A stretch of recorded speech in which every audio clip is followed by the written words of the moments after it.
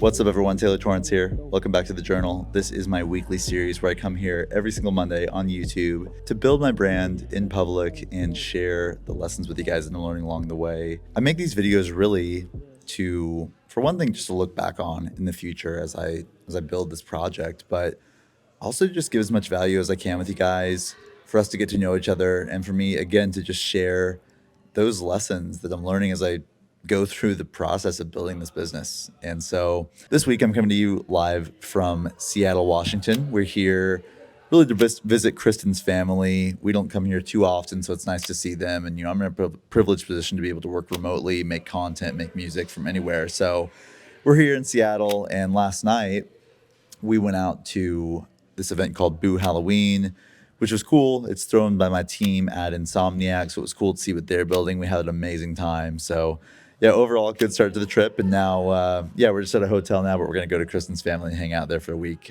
coming up soon. So, let's get into this week's journal. We'll start with the brand growth speed run, as always. So, we are on YouTube, we're up 22 from last week. We're at 13,319 or maybe 318. Yeah, up 22 from last week, which is cool. Love to see that we're growing here. We're getting consistent growth. These videos are working. So really happy about that and hope to keep it going. So on Instagram, we're up 11 at 14,909. And on TikTok, we keep growing one every week. Let's go, baby.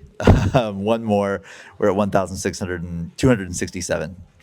So honest update, how am I feeling? Well, I'm feeling pretty good. I did go out last night a little tired, but overall feeling really good. I mean, I feel like this week for the first time, I began to really see all of the work that I've been doing these last couple of years, and especially for the last 12 months, I'm starting to really see a very clear vision on how things are coming together. The way that I view this is you really, as a music producer or as an artist, you have three verticals at the same time that you need to converge in order to propel you to the next level.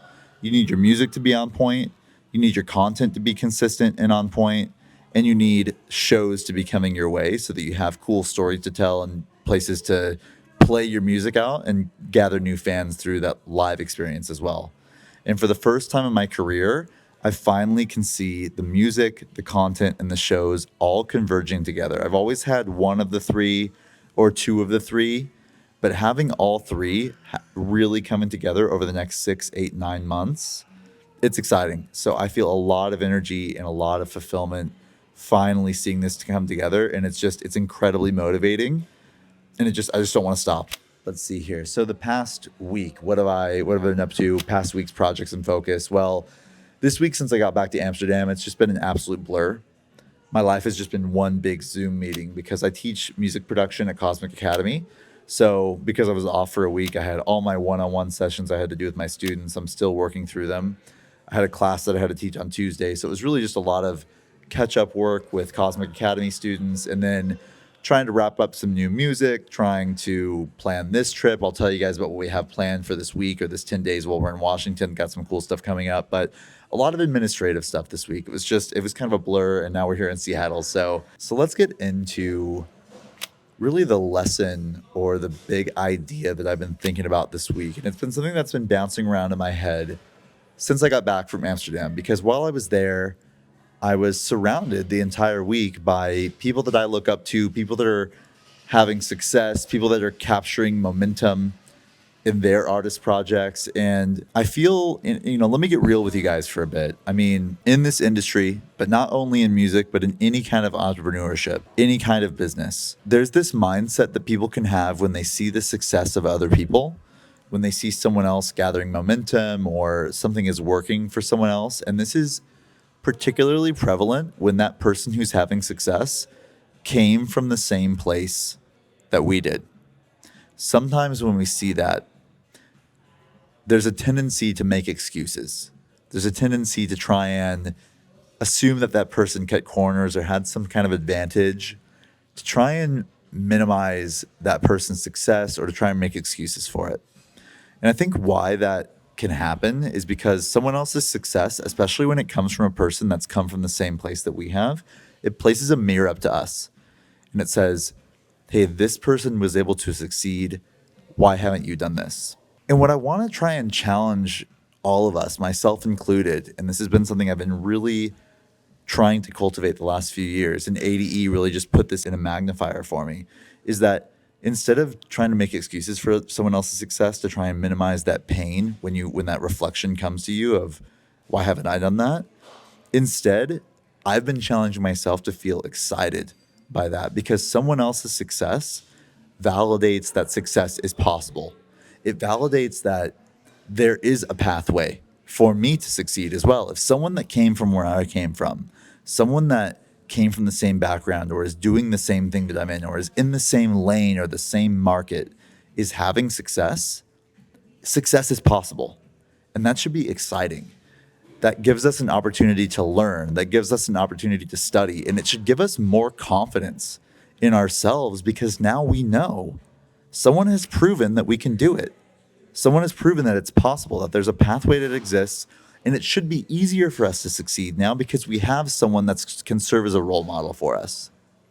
And I've fought so hard to cultivate that mindset within myself, and I just wanted to share that with you guys, something that's been really helping me over the last few years to, it's just been a really useful reframe. And I wanted to share it with you guys. It's been on my mind since ADE, and hopefully you can get some value from that as well.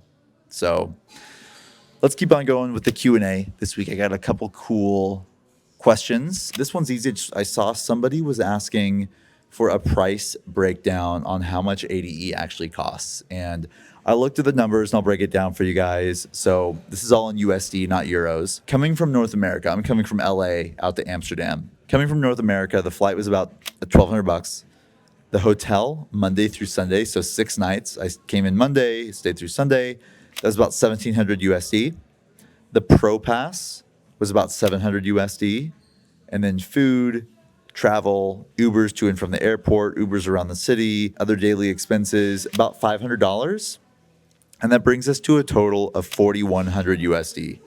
And I think that's about as minimal as you can go if you're coming from North America. Another question that I wanted to cover too this week because I saw another question. Actually, someone back channeled me. Someone came to me separately because they weren't sure how comfortable I would feel answering this question, but I love this question and I wanted to share it with you guys. They knew that I had stopped drinking a couple of years ago. I basically just chose to remove alcohol from my life. And they wanted to know, especially as a music producer, as a DJ, as someone who's in spaces where there's alcohol everywhere, what's that been like for me? Have I noticed a benefit?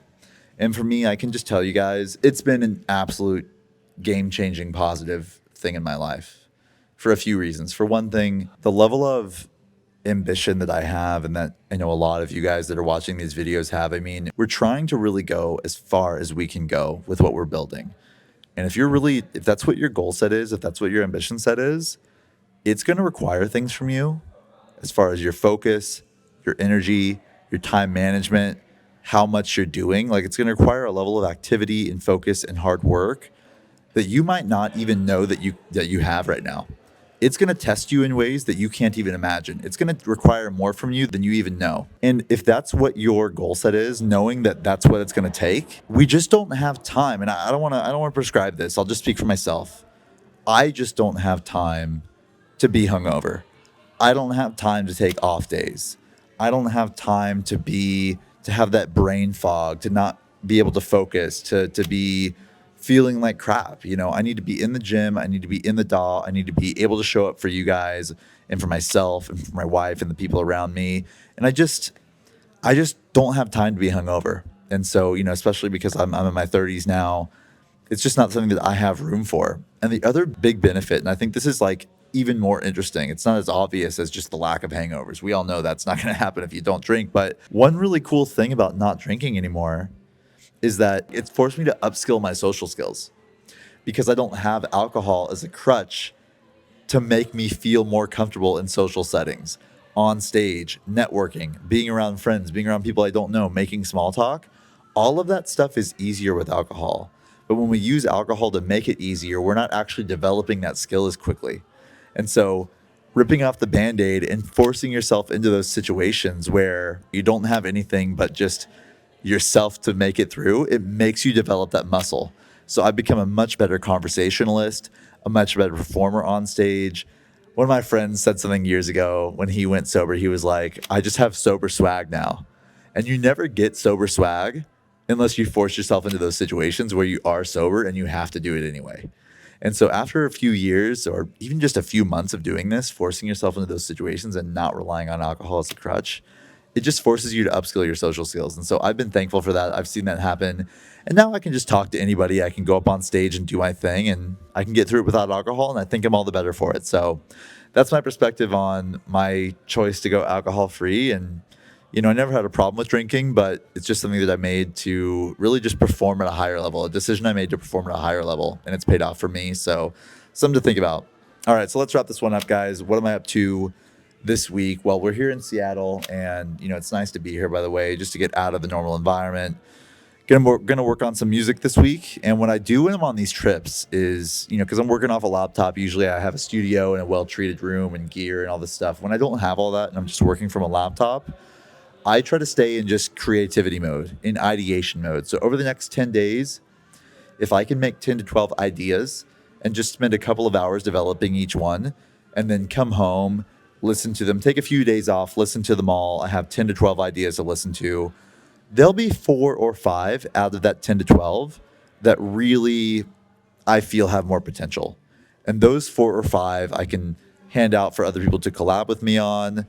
I can pass to vocalists to write over, or I can just take and go the full mile with them, right? Whatever the top half of them, right? And the other half, hey, that was just keeping the gears turning. So I stay in ideation mode, try to spend a few hours a day just writing ideas. I don't try to get into the technical part of the production, the mix, the master. I do all that stuff when I'm home. I just try to stay in ideation mode on a trip like this. Filming some content, gonna be filming reels, gonna be filming B-roll all around Seattle, hanging out with some friends, got to stay on my routine. And then one of the coolest things that we're going to do while we're here, and hopefully we can make this happen, I'm trying everything I can to make this happen, is we want to go to this bridge and film a DJ set, a 1-hour DJ set at this really cool bridge here in Washington. It's about an hour away from LA or from Seattle, hour and a half out of Seattle.